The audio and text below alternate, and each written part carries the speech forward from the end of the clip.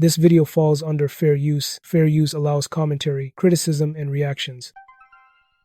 What's up, back with another one. Today I'm showing you this clip of Benzino's associate claiming he poured cereal over Tony Yayo's head. Check this clip out. Capo, yo, you right, boy. That boy on heavy drugs. You heard? That boy on heavy drugs. So, let's get back to the bowl of cereal. I'm saying, so let's really get active, man. A bowl of cereal? It's a fact. That's a fact. So look at his face now. Let's get back to that. Came from court. He's sitting, he got his tray. He's sitting there right at the table. Tendon. You know what's going on if you've been there. He's sitting at the table. I told you, it wasn't my beef. I involved myself because you had beef with my man. You feel me? You don't want to say your man's name? Black. So you had beef with Black? He had beef with my man Black. So where's Black from? He from Hollis. From Hollis? He's from Hollis, Queens.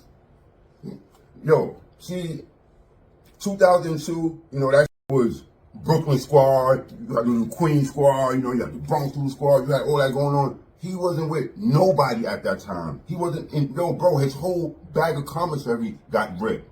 He had to ask to use the phone.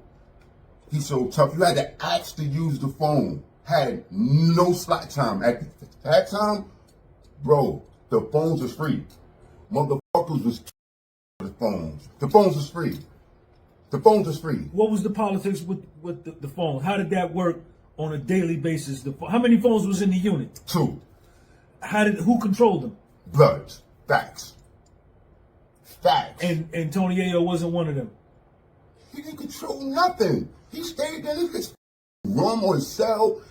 Bro, he had to ask to use the phone. He had no slot time. See, here's how it goes. But if I would have went in there, the lotto, I would have had to ask permission to use the phone too, right? It's a fact. But I'm 56 years old. I just need to call my lady. I gotta ask permission to use the phone. Listen, I don't give a if you're 100. If you have no slot time, you're not going to use the phone. You're not going to use the phone. He had no slot time, which means he wasn't nobody. Like his name held no weight. You know that G Unit held no weight. Because if so, he would have had slot time. Was G Unit formed at that time? It's a fact. It's a fact. It's a fact. Bro, that was formed months before the whole he got the milk records on the cereal and all that shit took place. Facts. So I come in there, I get the records. I'm 56 years old. I gotta call my wife to get to the bonds. What do I have to do? I have to go and ask who for what? As soon as you come in the spot, you ask who you see standing in front of the phones. Who you can see, oh, yo, this right here, he look like he got the phones, you know what I'm saying? He look like he about something. Let me speak to him. And you speak to him. He choose to say, all right, here's 2 minutes of my slot time. Here's 3 minutes of my slot time. That's his choice. He had none. But you actually use the phone, don't even got to give you no time. No. And the stands in front of the phone all day? 2 chairs is in front of the phone. There's 2 phones. A chair on this phone, a chair on this phone. You sitting there all day, and you don't even have to be on the phone to be just here. Facts. And nobody touching the phone. Facts. Nobody will touch that phone. Yo, bro, you don't even have to be on the phone. The phone could be sitting here. There's 2 chairs there. You don't even touch the phone. And you need to call your daughter, you need to call your son. That don't mean nothing. Bro, that don't mean nothing. You might get 2 minutes of somebody's slot time because it all goes by slot time. Who dictates the slot times? The homies, whoever's in charge. The Bloods. It's a fact. It's a fact. All right, milk in the cereal. Oh, man. Let me just jump in real quick because this story is being told as alleged. And if it happened the way it's described, that's foul behavior. All right, man. You inserted yourself in the beef. Yeah, that's a fact. So he had smoke he had smoke with Black. Him and him had inside the streets. You know, that had nothing to do with me, but just on the strength, he's my man. I'm like, you know, he don't fuck with you, he don't fuck with me. So, at this particular day, and this shit was hilarious, I'm going to court. So as soon as I'm going to court, I bumped him to Marv. Hey, yo, what's the word, Marv? Yo, what up? Yo, what up with Black? A nigga don't got nothing to do with what you and Black had going on. You feel me? I had nothing to do with that at all, my guy. And Marv is Tony Yayo. It's a fact. That's Tony Yayo. You know, I had nothing to do with that shit. You heard, my guy? At all. However, I'm sitting down, I'm eating Frosty Flakes. I'm going to talk about those two in a minute. I'm eating some Frosty Flakes. This Black was like, yo, this guy, man. And you know what's crazy? It was supposed to be a lot more than that. You feel me? It was supposed to be a lot more than that, Tony Yayo, and you know what's going on. You feel me? But let me get back to the story. So, I'm sitting there, you know what I'm saying? I'm eating. I'm talking to Black. He pulls up. He's walking on eggshells already. As soon as he walking C73, he's walking on eggshells. The whole thing is blooded out. You know you got to give commissary up. You got to give up some phone calls. You got to give up something. You going to that store, you going to get that bag, you coming back with some bud or something, you got to do something. You feel me? You got to put something. There's too many homies in charge at that time. You feel me? You got to give up some commissary? Bro, you got to give up something, my guy. Me, as a 56-year-old man, I ain't got nothing to do with it. I'm just on Rikers on a domestic violence. I go to commissary when I come back in the unit. Oh, no. See. I'm a civilian. If it was you, bro, you valid. Because, you know, that's not what type of timing you on. Okay. You feel me? But he was on that type of timing. You know what I'm saying? He came through, he got locked up with a gun, rob, or whatever. They'll come through. Hold on, I gotta say this. These prison stories always come out years later, and Benzino is the one who spoke on it first. And this guy is just confirming what Benzino said. He came through, he's sitting right in back of me. Right there. I turned around, I took the bowl of cereal, a Frosty Flakes. I'm gonna get you those Frosties. I took the bowl of cereal and I put, you know what? I'm not even gonna lie. It wasn't even a bowl of cereal because it was more milk than it was cereal. You see, I stutter, so I'm stutter B. Stutter B. I'm stutter B, you feel me? This Brownsville wasn't even cereal because it was more milk than cereal, to be honest. But, so I turned around, I pulled it on boy. He stood up as if he seen a ghost. As if he was drowning. You poured the milk on Tony Yayo. I poured the bowl of cereal on Tony Yayo's head. And it, you know, I can't keep saying it was the cereal. It was more milk than cereal. You know what I'm saying? So, but, yes, I poured the bowl on his head. Boom. He jumped up as he's going to get active. He stood there, he like this. He didn't get active. He didn't do nothing. You let Miss G come. Miss G came, and she saved the day. Miss G had to come and save the day. Miss G came. Who was Miss G? Miss G was, she probably ain't even inside that spot, so I don't.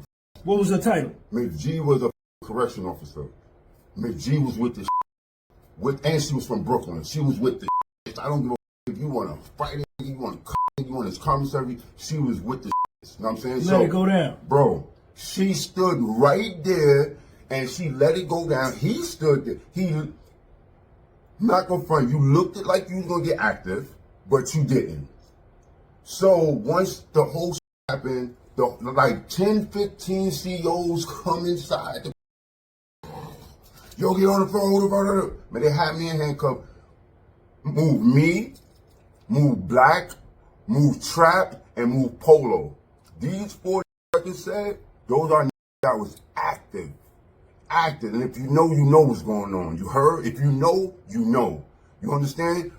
Move us all to the blood spot, which was, you know, the beacon, which was something Tony Yayo said on Vlad. That's the only thing you meatball that you said was the truth. What was that? That Everybody was scared to go to the beacon. Well, what's going on in the beacon? It's blooded out. It's beyond blooded out. As soon as you walk in, straight tension. Straight tension. That's a fact. As soon as you walk in, you're like, nah. Like, as soon as you walk inside the building. They getting busy. Bro, it's getting active. That's the only thing you said that was the truth. But you left out that you were scared to go there because you knew the jail moved me and Black and trapping us over there. Let me pause this for a second. Allegations aside, situations like this come down to how a man handles pressure. Once people think you won't respond, they test limits, and that's just how real life works in any setting. So your was scared. You was scared. You left that part out with Vlad. So when you got to the beacon, you was straight? Oh. You me? Of course I was straight. Of course. Of course I was straight. Of course. That's a fact. That's a fact. And that's a fact so much you could Google that. You could Google that, boy. You could Google that. Now, Lotto. So you pour the milk on him, he jump up, he don't swing on you or nothing like that? The boy jumped up as if homeboy was in his sleep and the just drenched him or something. He jumped up on some like this. He looked like he was about to get active, and he didn't. What did you do? You was ready to go? Stood up. It's a fact. I stood up. Let's get active. What are you talking about? I'm on that type of time for real. I'm outside. I'm on that type of time. You ready to go? Shit, yo. Boy, here's how it goes when you on C73, it doesn't matter where you at on Rikers Island. And if you know, you know. And it's a fact, you could Google that, you heard? If you was somebody on Rikers Island or had a brother who was somebody or, you know, that you were just somebody, you don't even have to wake up for breakfast. Yo, Frosty Flakes was like a major thing at that, like, bro, and yo, those just was like this more, a major thing on Rikers Island. And high demand. Cut for that. You get small Frosty Face in the box. Here's how you know when you somebody. He pulled up, Tony Yayo pulled up, he fell asleep, he don't get no Frosties up under your door. You see me? It wasn't no need for me to get up for no type of child, no breakfast, no mess hall. It was all under my door when I woke up already. Who put it under it? You know, the porters. Who that the clean niggas up that and work in the kitchen. Who served the food. Here's how you know you valid. And the was getting his chicken broken half. What you talking about? What you mean? Yo, my God. Chicken Day is a major thing. Facts. When you on Rikers Island in 2002, I don't know about now, at that time, you know, you get the whole quarter leg. Right. And if you wasn't nobody, they breaking your quarter leg in half and they giving you the drumstick only. That's a fact. They who, Lotto? Bloods. Just touching your food, breaking it up, and the porters? The homies was breaking quarter legs in half if you wasn't with the team or something. That's a fact. That's a fact. That's a fact. Tony Yayo knows what's going on. Tony Yayo knows what's going on. Yo. What's up? So what are my thoughts about this? Here's the thing. Whenever stories like this come out, especially involving jail or prison situations, you have to slow everything down and remember, this is all being claimed after the fact. Nobody watching this was there, so everything should be taken as alleged. Now, if something like pouring cereal and milk on another man actually happened the way it's being said, that's foul, plain and simple. That's a level of disrespect that crosses lines, no matter who you are or where you come from. Benzino's Goon is claiming Tony did not retaliate and may have been scared, but again, that is just what's being claimed, not proven. Still, the bigger conversation here is about self-respect. As a man, you cannot allow repeated disrespect to define you, because once people think you will accept anything, they keep pushing. Standing up for yourself does not always mean losing control or doing something reckless. It means making it clear that certain lines cannot be crossed. Prison stories often get exaggerated, mixed up, or told in ways that make the speaker look stronger, so listeners have to stay sharp and not automatically take sides. Make sure to drop a comment, smash that like button, and make sure you subscribe for more videos like this, and I'll see you in the next video.